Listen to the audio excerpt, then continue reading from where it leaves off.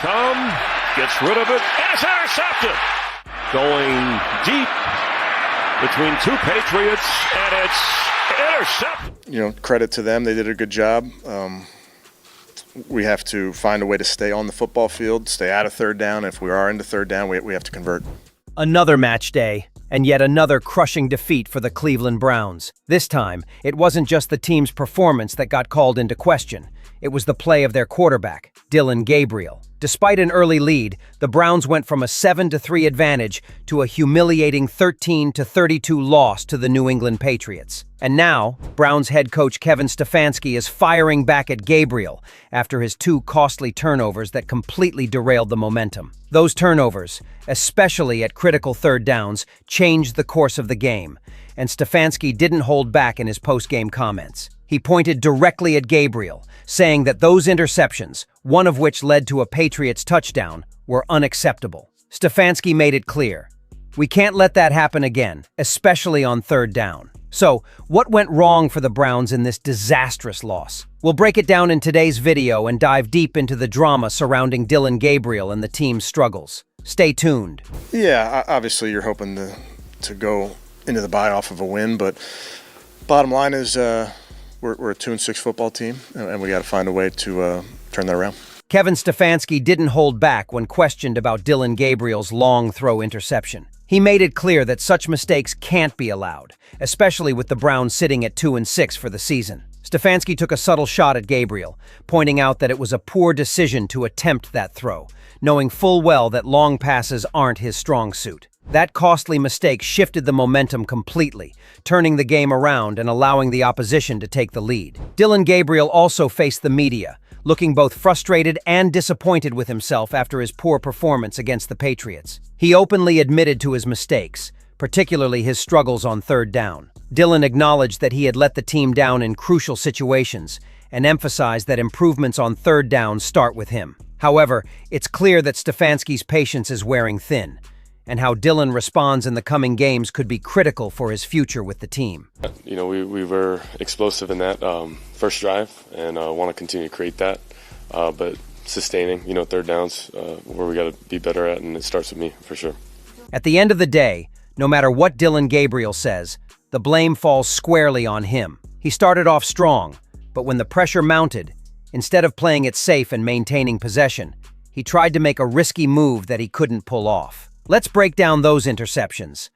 Dillon had plenty of time and could have easily opted for a safer pass to one of his nearby runners. Instead, he forced a throw to Judy, who was well beyond the line of scrimmage, with a defender closing in. The ball stayed in the air too long and ended up in the hands of the opposition, turning the game in their favor. Myles Garrett didn't hold back when it came to both Stefanski and Dillon Gabriel. When asked about Gabriel's earlier statement, Garrett made it clear that he wasn't concerned with what Dillon had to say. He simply fed up with the situation. Despite his own strong performance, including sacks and being a dominant force on the field, Garrett expressed frustration with his teammates for letting him down. He admitted he hated having to sit through these kinds of losing press conferences and, at this point, he doesn't care about Stefanski's plans or comments. All Garrett wants is to win, no matter what it takes.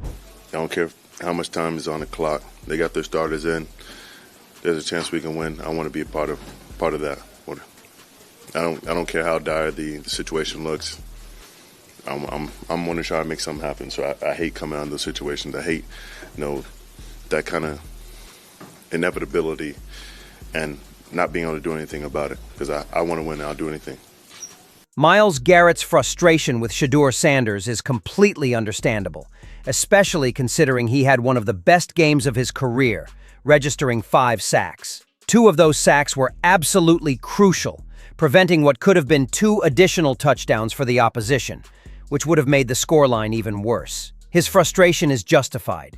He's giving everything on the field, but all his efforts are going to waste when Dillon Gabriel can't make the necessary throws to keep the team in the game. It's a tough pill to swallow for Garrett, who is putting up standout performances while his teammates struggle to keep up. Insiders are now questioning Stefanski's decisions, blaming him for the disastrous loss. They're asking why he kept Shedeur Sanders on the bench when it's clear that Sanders is a much better option than Dillon Gabriel in nearly every aspect of the game. There's growing pressure for Stefanski to let Sanders take the reins, even if it means putting everything else aside for now. Insiders argue that Sanders would never have had the same struggles Dillon Gabriel has had over the past 4 weeks, and they believe it's time for a change at quarterback. But I know this, it can't look much worse, right? Like maybe Shador's better, maybe he's not. It can't be worse, and you can't have a worse offensive showing than we've seen with the Dillon Gabriel-led Browns over the last 4 weeks. And it's not even necessarily... Garrett Bush didn't hold back in his criticism of Kevin Stefanski's offense, blasting it as terrible whether Dillon Gabriel or even Flacco is at the helm. He pointed out that despite the struggles, Stefanski refuses to let Shedeur Sanders take the field. Looking at the numbers from previous years, Bush argued that Stefanski has accomplished nothing. And now, as he's being exposed, it's clear he's holding Sanders back but refuses to admit it. Bush believes Stefanski shouldn't be allowed to continue as head coach and should be replaced to make way for change. 1,500 yards on the ground and 2 receivers with over 1,000 yards, and he's the laughingstock? You see, this is the part that gets me. Narrative over facts. Narrative, and it's funny. He's absolutely right, because Kevin Stefanski has been actively trying to control Shedeur Sanders' involvement. In fact, Stefanski even went to great lengths to prevent Sanders from being on the roster that game day, falsely claiming he was injured when he wasn't. After the final training session, Stefanski spread the fake news that Sanders had suffered back issues that were nowhere to be seen when Sanders left the training field on his own. It was clear that Stefanski didn't want Sanders to make the roster, likely because he feared having to play him if Dillon Gabriel continued to struggle and fumble under pressure. Listen to what he said. I think warming up, and I felt it throughout individuals, so took a look at it. If it's a right guard, you can play through that. When it's a quarterback, you kind of need that muscle to throw. So unfortunately, going to put him down for a little bit here. We'll treat it day to day and see how he responds, but want to be smart because he's a thrower, so you can't push it. Even Stefanski himself acknowledged that Sanders' recovery might take a little longer than usual, emphasizing the need for caution due to the involvement of a crucial muscle group. However, the way he phrased it and the hesitation in his voice only fueled the uncertainty. Each statement seemed deliberate, almost as if he was avoiding revealing the full truth. His reluctance to be completely transparent is beginning to suggest that there's more to this situation than he's willing to admit. The lack of clarity is raising even more questions about what's really going on behind the scenes.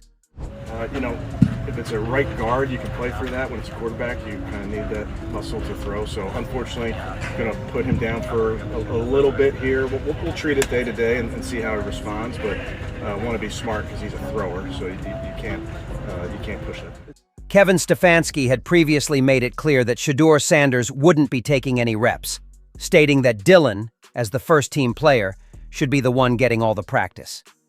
His comments were unmistakably aimed at sidelining Shedeur, effectively neglecting him and showing no interest in giving him playing time. Now, with this sudden injury announcement, it seems like another layer to the situation, as if it fits perfectly into the larger picture. The timing raises questions, and it feels like there's more to this than just an injury. It all seems part of a bigger plan to keep Shedeur off the field. Dillon Gabriel's fumble against the Patriots has done the damage to Stefanski's hypocrisy. No. With a young quarterback with Dillon starting, you want to make sure he gets a lot of the reps. In conclusion, the situation surrounding Kevin Stefanski, Dillon Gabriel, and Shedeur Sanders has become a major point of contention in Cleveland. Stefanski's decisions have raised serious questions, not only about his handling of the quarterback position, but also about his overall approach to managing the team. From sidelining Sanders despite his obvious talent, to making questionable injury claims, Stefanski's actions seem to be driven by a desire to protect Dillon Gabriel, who has shown significant struggles on the field. Gabriel's turnovers, particularly in critical third-down situations, have been a major factor in the Browns' struggles this season. While he's accepted responsibility for his mistakes, the damage has been done, and the team's frustrations are growing. Myles Garrett's outburst and the growing pressure from insiders show just how fed up the team is with the current situation. Despite Garrett's incredible performance, including 5 sacks, The Browns' inability to capitalize on opportunities has left him feeling unsupported by his teammates, especially Gabriel. The timing of Stefanski's decisions, particularly the injury announcement regarding Sanders, adds even more fuel to the fire. It's hard to ignore the feeling that Stefanski has been intentionally keeping Sanders off the field, whether out of stubbornness or a lack of faith in him. Now, with the Browns at 2-6 and the team's morale at an all-time low, the question remains, how much longer can Stefanski stay in control? His handling of the quarterback situation has backfired, and unless significant changes are made, the Browns will continue to struggle. The team needs leadership, accountability, and a new direction, and it might be time for Stefanski to step aside and make way for change before it's too late.